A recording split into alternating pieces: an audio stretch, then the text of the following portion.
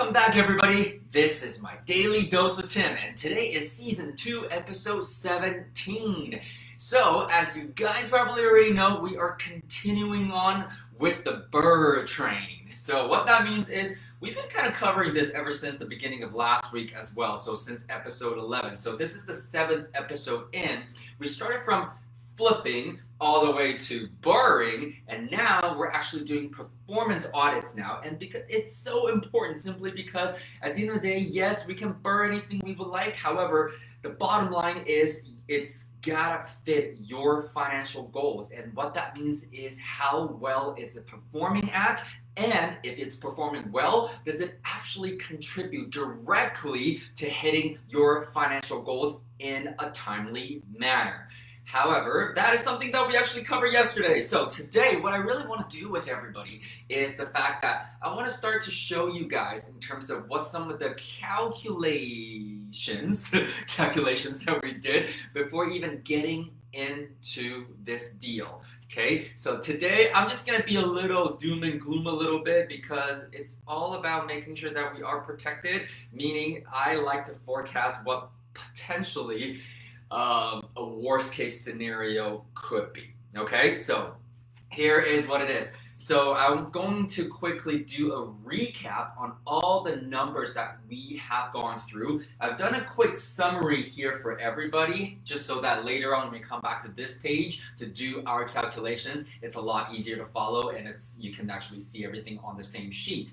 However, if we were to go back to, I don't even know which day this was now, let's see. I think this was when we were talking about some of the baseline conditions. So you can see episode 14 and 15. So probably 14, 15 there.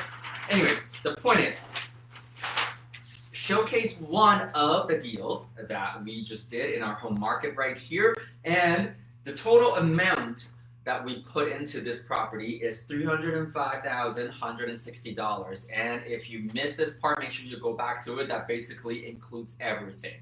And the final number when it was appraised was $385,000, even though the forecasted ARV was supposed to be $330,000 and $330,000 to $370,000 range. So we kind of did a little better there. And also what happened at the end was the fact that when we got it reappraised and refinanced, we were able to get a mortgage at 80% loan to value, meaning we're leaving about 20% of the appraised value on the table, so we're not taking every last penny out, okay?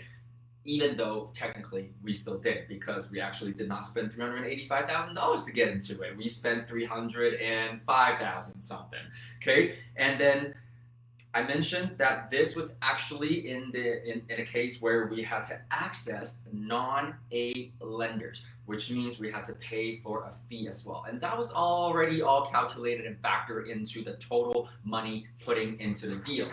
So that sort of brings us to where we are today. I'm sort of alternating between the fat markers and the skinny marker just so that I can fit a little bit more on the same page, okay? So the actual scenario, like we said, money in is $305,160, and the ARV, or the appraised value at the end of the day, is $385,000. And the loan to value on that is 80% at 3.45% with a 1% lender fee. So $308,000 is the money that we actually pulled out at the end of the day, and the actual rent on this property is $1,980. So here is, I'm going to walk you through the worst case scenario that we actually thought about when we were doing this deal, okay? So first thing first, what could be the worst case scenario? When we were told that the after repair value, the range is, remember, $330,000 to $370,000. That's a big chunk, okay? So we covered this last week already. How you can really determine that really is that you have some slight control over it by the quality of the finished product that you put out there into the market space, okay? However, let's just go with the lowest end at $330,000. Now, for some of you guys, you might even argue that, whoa, if it's 330 for me, the low end really that I want, if I want to be super safe about it, I probably go even lower. However, you need to remember, if you build your power team properly, meaning in this particular case, your realtor fully understands what it is that you are accomplishing, they will already tell you, you know what, honestly, 330 is the bottom line, okay? They would be willing to hang up their license if it goes below 330. COVID, no COVID, recession, no recession. And honestly though, how they come up with those numbers, as you probably already know, because ARV is a lot of times known as our new CMA, our new comps, and that's sold comps, meaning really what the demands are for the product and the market that you're in. And so $330,000 is really the low end of that, number one. Number two, when we are doing the refi, there are times you will go as low as 65% loan to value. 65% loan to value. So if you want to take out your calculators quickly, 330,000, 65% loan to value means that you actually pull out $214,500. $214,500. And fair market rent. Okay, the fair market rent for this type of property in this kind of space, it was $1,850 all the way to about $2,100. So low end is definitely $1,850 in this particular case. So let's begin the new calculation, shall we? So I'm gonna put this here for as much as I possibly can, so that we don't lose it all, and so that I don't have to keep flipping back and forth with you. All right, so if total money in, let's put it this way, because I think I drew this for you before. Money in, money out, right? So if total money in is $305,160, and in this particular case, the amount of money out is $214,500. So that means, first of all, money left on the table, or money left in the deal, is the difference between these two numbers. So let's take a quick calculation there. So 90,660. 90,660. Okay? That's the total amount of money left in the deal. Now the second thing is, if we were going to do that, let's come up with our new expenses. Because what are we doing here? It's all about performance audit, right? So revenue minus expenses. And we know expenses is PITI. And revenue in this particular case, let's just say we're on the low end, $1,850. You can get this number by doing some of your own due diligence as well on all the rental sites, online classifieds, and even local realtors as well as property management companies. That's where you can actually get that number to run your calculations with. And then when it comes to PI, remember, I introduced you to a mortgage calculator. If you're Canadian, it says Canadian Mortgage Calculator. And if you're from any other countries watching this right now, you can actually just utilize any sort of regular mortgage calculator that's non-Canadian. Okay, I'll explain that later on. Not the most important thing at the moment. However, let's take a look at this. So what this really means is we're going to punch in under home price $330,000, and then the down payment, in this case, because it's 65% loan to value, meaning we're leaving 35% in. So under down payment, what you would do is punch in 35%. And in terms of monthly, okay, now, one more consideration here is when it comes to, which color do I want to use now? Let's see, let's use purple for this, okay? the actual scenario right now is we got 80% loan to value at 3.45%. When we were doing this deal and forecasting this, we actually were quoted that depending on our final investor's qualification, we might even go up to 4.89% in terms of interest rate and 25 years in amortization, and we would have to come up with a 1% fee.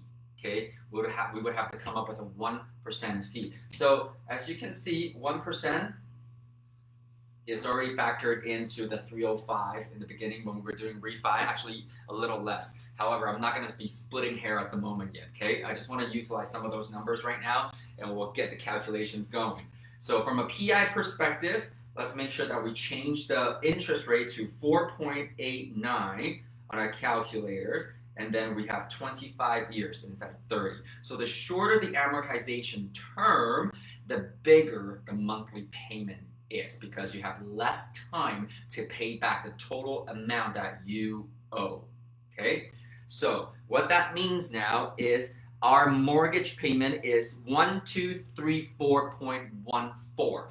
So can we just say, instead of 1234, that sounds good, but I'm gonna round it up into 1235. Once again, underestimate your revenue, overestimate your expenses. However, just in case not everybody has been following or are using the app right at the moment, I don't want to over confuse you, so I'm just going to round it up by a tiny bit. And by a tiny bit, I mean about 86 cents right now. And yesterday, we already showed you that the taxes and insurance per month is $435. So really, the total expenses added up, here we have $1,670. We have $1,670. So what that really means is, based on this scenario, we have a cash flow of $1,850 minus $1,670. So it's actually $180 on a monthly basis. So hey, remember, two top priorities. Number one, cash flow. Number two, return on investment or cash on cash return. Have we checked off the first priority yet? Absolutely. It is a viable business, meaning that it is actually cash flowing.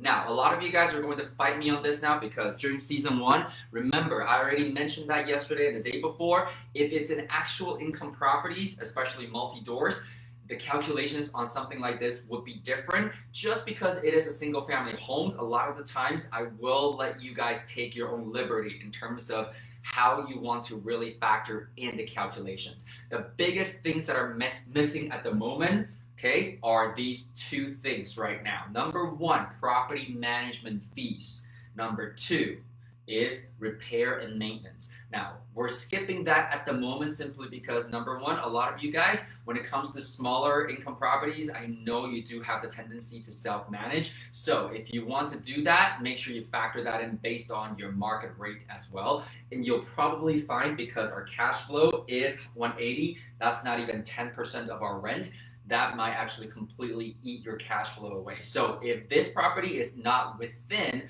my hometown where I can actually entertain the concept of self-management, then I would not even actually do it, okay? So number two, repair and maintenance. Now, for some of you guys, I would highly suggest that you still budget that in, 3%, 5%, whatever it may be, because we basically just did a complete reno. Meaning there shouldn't be anything too major that's happening, because if it was, if there was some major issues, you probably should have factored that in during your renovation process. And this is also one of the reasons why we always like to make money in the buy, meaning we can actually go in and do some refurb and renovations, just so that the maintenance and repair factors would actually go down. The risk of it would actually go down a little bit. However, do we have crystal balls in terms of what's going to happen? No, we don't. And so for some of you, if you still want to factor in a small percentage, that's completely up to you. Okay, so I'm just going to point out those two things right now. However, as is at the moment, just revenue minus your regular pity payment, we have a cash flow of 180. So that's not bad for some of us, given the fact that this is one single door, okay? Just one door, not multiple doors. And the other calculation now is, now that we've checked off cash flow, what about our cash on cash return? So we have 180 per month times 12 months. And then we're gonna divide it by money left in the deal, which is 90,660. So let's do that math together, shall we? Grab your calculator once again. So 180 times 12 months divided by money left in the deal. So we have, whoopsie, where did it go? Hang on. 180 times 12 divided by 90600. And so what we have here is a whopping 2.38%. 2.38%. Okay? So this is what the worst case scenario would look like when we were running this analysis. Now, the next few days, I'm going to go into other variations as well. However, here is the question for you. Okay, I'm not saying that this is a smoking deal. However, I did mention this yesterday, is that at any given point, what we're looking to do is to round out our circle of wealth or our wheel of wealth so that we can run smoothly financially, right? So we have our earned income, portfolio income, passive income, and portfolio income. Now, most people are good on this if they have jobs. Some people are good on this if they're actually putting money away in, let's say, RSPs, 401ks, stock options, or savings accounts, or whatever it may be. Depends on where you live. What most of us don't have is this. However, let's just say that you're at the point in your investing career where, you know what, you got a nice job as a source of income, you got lease options going on, you got lending going on, you're flipping, you're good there, you got lease options here, you got lending here, you also got multi-unit family income properties going on here, you're also covered there, and here you're not growing as quickly as you would like. Well then, hey, you know what? Maybe it's okay for you to get something like this. Why? Because money left in the deal basically means that that $90,660 goes into your portfolio income, or your equity income rather. So just remember, equity is like the piggy bank that you cannot open unless you're creative and have the right power team on your side. There are other ways to leverage that as well, but you might choose not to. Regardless of what the case, let's just say that this scenario as is, because you and I can both be splitting hair on how we can actually draw that equity out, and I get you. That's totally fine. However, the deal as is, you're basically adding the $90,660 into your portfolio income, and over time, let's just assume that the market value has not dropped or is not dropping moving forward. The more pay down, the more mortgage payments that you make from your rental income, the more equity or portfolio income you're adding for yourselves as well. So again, this may not be a good deal if you're just starting out, regardless of how great you think the BRRRR process might be. However, it all comes down to really recognizing the fact that you need to be very clear about your financial goals, leveraging real estate investing as a main vehicle to help you get there. So no right or wrong answers there. And that's really honestly the beauty about this whole thing is control, is you have control over how you want to build your income streams, how you want to build your long-term wealth, and the right deal for somebody else might not be the right deal for you. The right strategy and markets for somebody else might not be the same one for you. Over the last few years, I've taught anywhere at people between the age of 17 to 63. Do you think that they would have the exact same financial goals, even though they're all interested in wanting to get into real estate investing? No, their goals are vastly different, and their resources available are vastly different. Their networks are vastly different. So what that ultimately means is that everybody is going to be looking for a tailored way to help them get wealthy, to get multiple income streams built.